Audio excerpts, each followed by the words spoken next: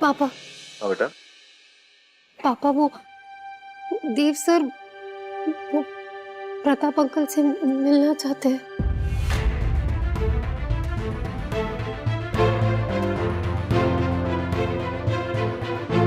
अच्छा लगा।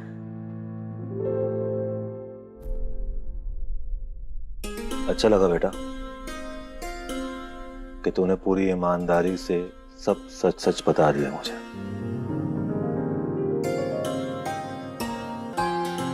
एक बात बताऊं, देव साहब की किसी भी बात के लिए मैं तुझे कभी मना नहीं करूंगा।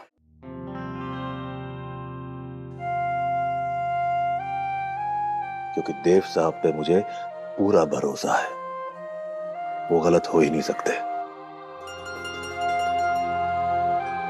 और वैसे भी देव साहब के बहुत एहसान है हम पे, और अगर तुझे मौका मिल रहा है उनकी मदद करने का तो मैं तुझे रोकूंगा नहीं बेटा, ठीक है? थैंक यू पापा।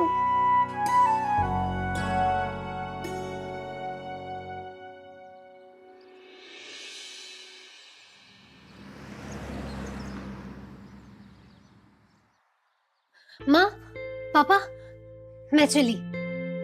बाय। अच्छा लगा आपने विधि को नीली के यहाँ जाने की इजाजत दी। वो इसलिए क्योंकि ये बात देव साहब से जुड़ी हुई है, और देव साहब से जुड़ी हुई किसी बात से मुझे कोई आपत्ति नहीं है। अच्छा, तुम कल देव साहब को मिलने वाली थी तो तुमने उनको वो बोला जो मैंने कहा था तुम्हें बोलने को? क्या बोले वो? विमला जी, विधि ईमानदार है क्योंकि आप ईमानदार हैं।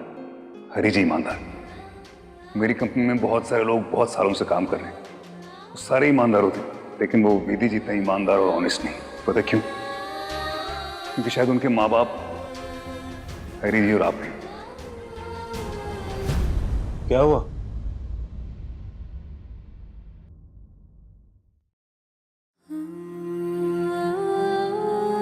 एक बहुत बड़ी बात छुपाई है मैंने आपसे। इस बात का बोझ मन में और नहीं रखा जाता। मुझे आपसे माफी मांगनी है। क्या हुआ विमला? किस बात की माफी? मैं जो सत्संग बोलकर जाती थी ना, सत्संग नहीं जाती थी।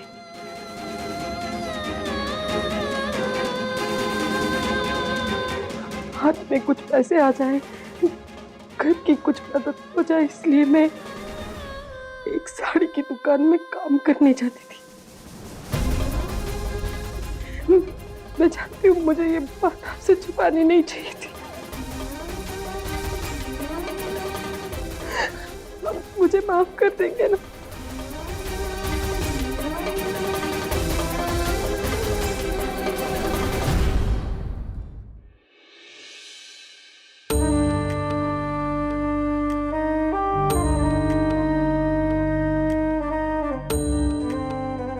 इस वक्त हमारे यहाँ पर सिर्फ एक ही जगह खाली है, और वो है साफ सफाई वाले की।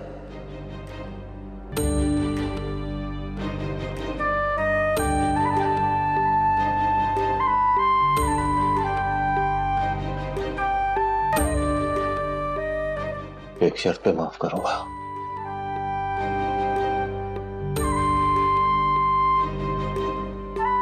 यदि तुम भी मुझे माफ कर दो। मैं समझी नहीं। विमला, किसी वजह से मेरी नौकरी चली गई थी, मुझे निकाल दिया था नौकरी से। जब छत की मरम्मत चल रही थी, जगराता हो रहा था, तो मेरे पास नौकरी नहीं थी, हिम्मत भी नहीं थी तुम लोगों को बता सकूं कि हाँ, मुझे नौकरी मिल गई है उसी दुकान में। विमला, पर अब मैं अकाउंटेंट नहीं हूं,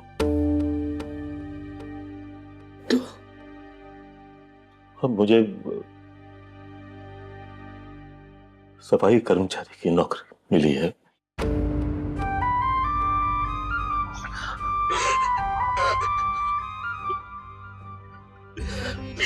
तुम बुरा नहीं मानना बिमला, लेकिन कोई भी काम छोटा नहीं होता, ये सीखा है मैंने।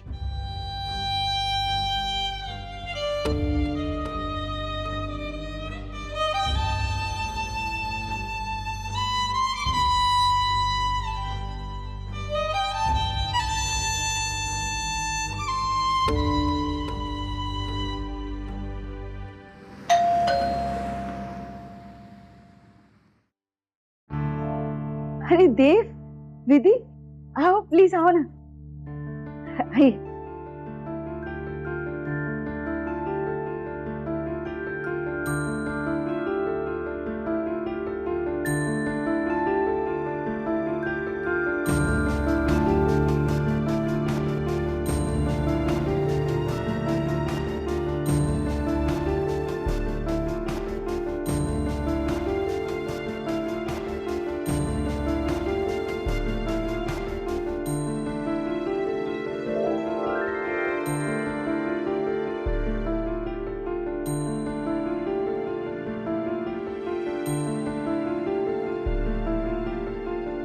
एक पल के लिए तो मुझे ऐसा लगा जैसे शांतनु मेरे सामने आ गया है, बिल्कुल उसी की तरह। आप लोग बैठिए, मैं सबके लिए चाय ले आती हूँ। आपके लिए स्पेशल गिफ्ट। क्या है भाई इसमें? बड़ा पुराना लिफाफा लग रहा है। पापा अपने आखिरी दिनों में जब हॉस्पिटल में थे तो उन्होंने ये आपके लिए लिखा था। उस वक्त शायद पोस्ट नहीं कर पाए थे।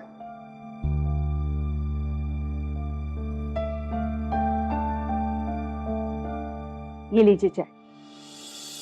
Thank you. लो बेटा।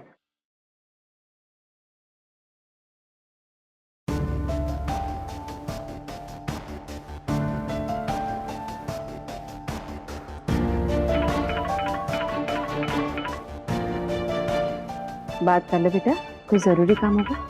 नहीं मौसी, वो मेरी दोस्त है, उसे गप्पे मारने की आदत है। मैं बाद में बात कर लूंगी। देव, तुम्हारे पिता के और मेरे ख्यालात कभी मिलते नहीं थे, लेकिन हमारे दिल मिले हुए थे और इसीलिए हमारी दोस्ती पक्की थी। फिर नीली मेरे जिंदगी में आई, लेकिन शांतनु की सोच थोड़ा पुरानी थी। वो नहीं चाहता था कि मैं अपने से आधी उम्र की लड़की से शादी करूं। मैंने उसे बहुत समझाने की कोशिश की, बहुत समझाया, लेकिन उसने मेरी एक भी ना सुनी। फिर कुछ सालों के बाद किस्मत ने शांतनु को भी उसी मोड़ पर लाकर खड़ा कर दिया जहां से हम दोनों अलग हुए थे। शांतनु को भी अपने से आधी उम्र की लड़की के साथ सत्यवती से शादी करनी पड़ गई। वक्त बीतता गया, शांतनु बड़ा नाम बन गया। फिर एक दिन मुझे पता चला कि शांतनु बहुत बीमार है, उसे सहारे की जरूरत है। मैं उससे मिलने के लिए हॉस्पिटल गया, लेकिन मुझे देखते ही उसने मेरी तरफ पीठ कर ली। मैंने काफी देर तक इंतजार किया, लेकिन उसने मुझसे कोई बातचीत नहीं की। फिर मैं वहां से चला आया और फिर वो मुझसे नाराज होकर हमेशा हमेशा के लिए चला गया।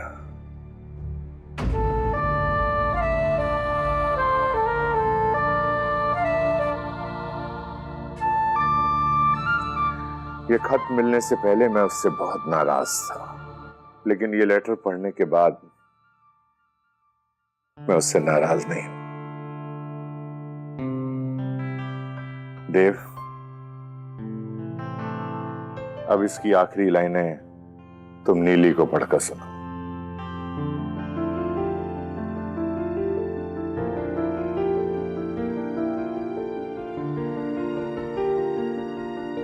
प्रताप, हमने एक ही गांव से शुरुआत की, फिर आगे की पढ़ाई के लिए तुम भोपाल आ गए। तुम्हारे पीछे पीछे मैं भी आ गया। फिर जब इंदौर में नौकरी पकड़ ली तो पीछे पीछे इंदौर भी आ गया। तो मुझे अपनी पूंछ बोलकर चिढ़ाता था कि हमेशा तेरे पीछे रहता हूं। लेकिन देख भाई, दुनिया छोड़ने के मामले में मैं तुझसे आगे निकल गया।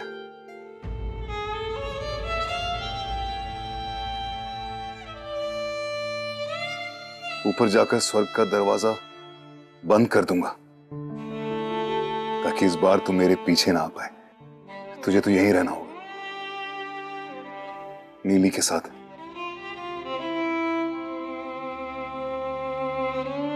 बहुत लंबे वक्त, क्योंकि नीली जैसी जिसकी जीवन साथी हो उसके लिए तो धरती पर ही स्वर्ग है।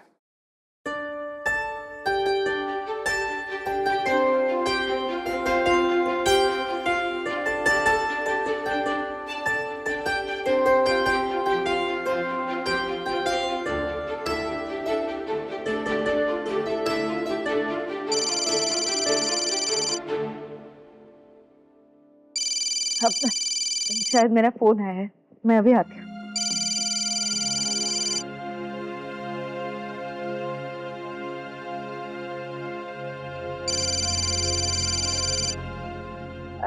विधि, विमला का फोन है, आ जाओ। हाँ मैं आई। मैं आती हूँ सर। लो माँ से बात करो। माँ यहाँ क्यों फोन? हेलो, हाँ दी मैं बोल रही हूँ। सीमा सुन, मैं ना यहाँ पे प्रताप अंकल के यहाँ पे हूँ और मैं तुझे बाद में फोन करती हूँ आराम से। हाँ चल। अरे दी, आपके लिए बहुत बड़ी वाली न्यूज आई है। वो आपकी दोस्त है ना पल्लवी, वो आपको कब से ढूंढ रही थी वो न्यूज बताने के लिए। आप ग्रेजुएट हो गए हो दी।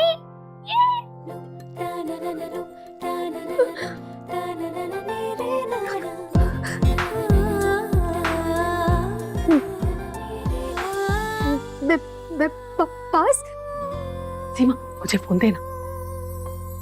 हेलो विधि बेटा, बहुत बहुत बहुत बहुत मुबारक हो। माँ सब आपका आशीर्वाद है। माँ वो पापा को आपने ये बात बताई? नहीं अभी नहीं। हाँ तो नहीं बताना पापा को ये बात। मैं खुद आकर ये बात पापा को बताऊंगी। अच्छा माँ, मैं बाद में फोन करती हूँ अपने फोन से। विधि खुद बताएगी मामा को।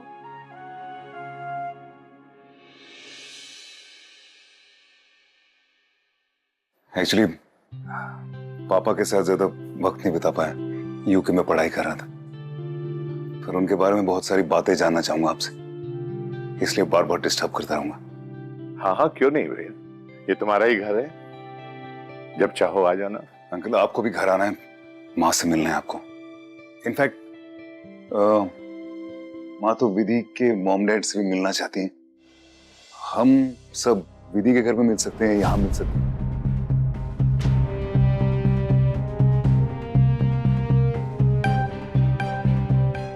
या हमारे घर में भी, जहाँ जहाँ आपको बेहतर लगे वहां हम मिल सकते हैं। नीली क्या कहती हो? हाँ हाँ बिल्कुल, अब बनाते हैं कभी प्रोग्राम मिलने का। इसलिए आगे जाऊंगा। खुश रहो। चलिए।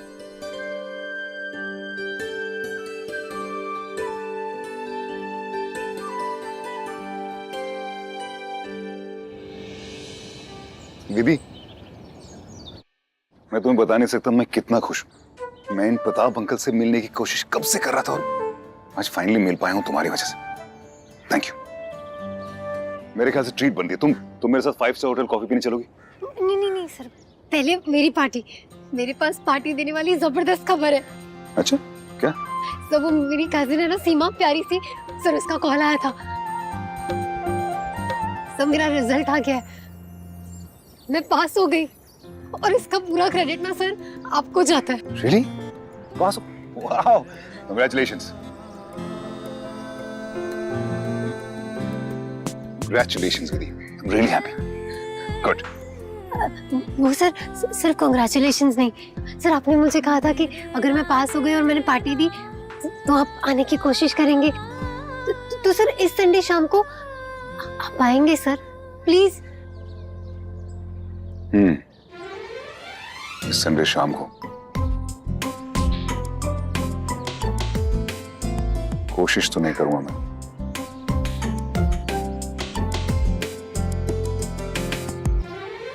पर प्रॉमिस करता हूं कि मैं आऊंगा।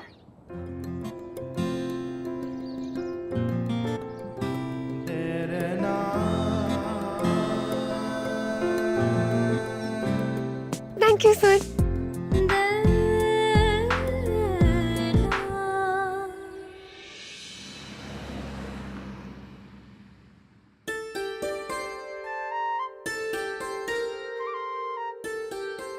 मामी, भन्नाट लग रहा है ना ये कॉन्ग्रेचुलेशंस कार्ड? अरे हाँ, कितना सुंदर है ये। सच कहूं तो मुझे लगा ही नहीं था कि विधि को ऐसे ग्रेजुएशन की बधाई देने का मौका भी मिलेगा। हाँ, और विधि दीदी इतने अच्छे नंबरों से पास हुई, ये तो जादू हो गया। हाँ, मुझे पता है ये सब कुछ देव जी की वजह से हुआ है। जब से विधि देव जी के ऑफिस जाने लगी है तब से, इतने बड़े आदमी होकर भी उन्होंने विधि को वो राह दिखाई है जिस पे चलकर विधि कुछ ना कुछ अपनी जिंदगी में पा ही लेगी।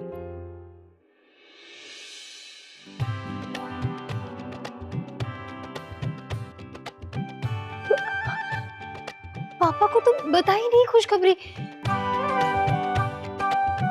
पता है, अक्सर माँ बाप अपने अधूरे सपने को अपने बच्चों से पूरा करवाते हैं, और तुझे ग्रेजुएट होते देखना शायद मेरे अधूरे सपने को पूरा करेगा। पर तू टेंशन नहीं लेना। देख टाइम कितना हो गया। सो जा बेटा। नहीं, मैं खुद जाकर उन्हें बताती हूँ। हाँ।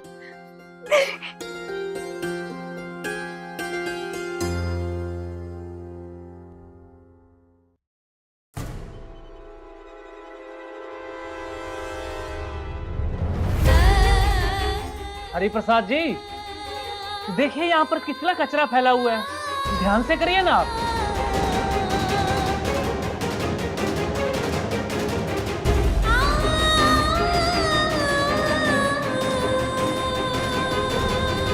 तुझे पता है लोग मुझे हिसाब का पंडित कहते हैं, और तू तो मुझसे भी 4 कदम आ गया। कैसे सफाई कर रहे हो, थोड़ा झुकिए तो सही आप।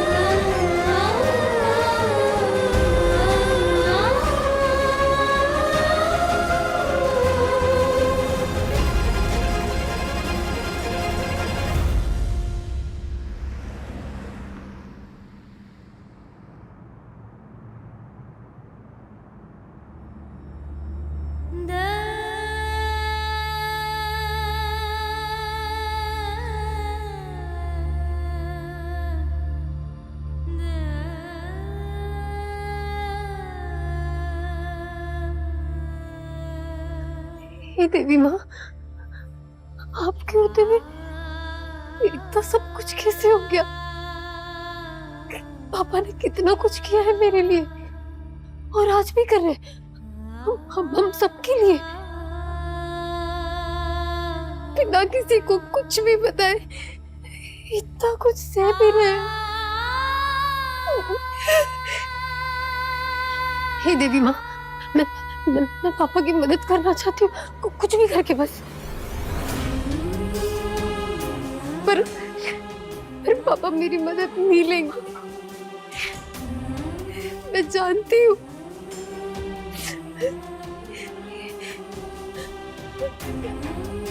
मैं क्या करूँ माँ, मुझे पापा की मदद करनी है।